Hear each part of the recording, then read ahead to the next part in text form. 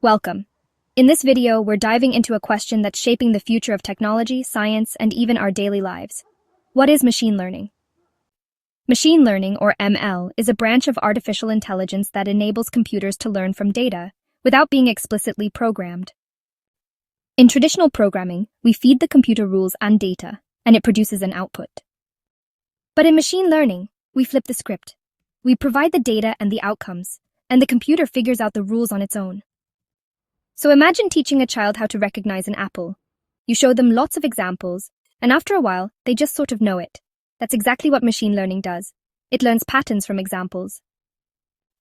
There are three main types of machine learning. First, supervised learning. This is where the model learns from labeled data. Think about spam detection in emails, for instance.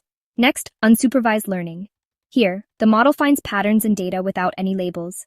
It's a bit like customer segmentation in marketing.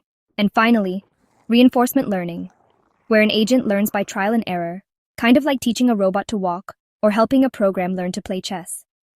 Each type has its own unique applications. From recommending your next YouTube video to powering self-driving cars, machine learning really is everywhere these days. But here's the catch. Machine learning is only as good as the data it learns from. Biases, poor quality data, or wrong assumptions can lead to flawed models. That's why data pre-processing, cleaning, and ethical AI practices are a big part of modern machine learning.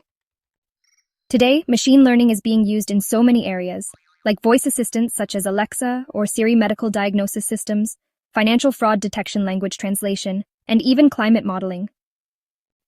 So to summarize, machine learning is about systems that learn from data to make decisions or predictions, and it's a foundational pillar of the AI revolution. Thanks for watching. Keep learning. If you found this helpful, stay curious.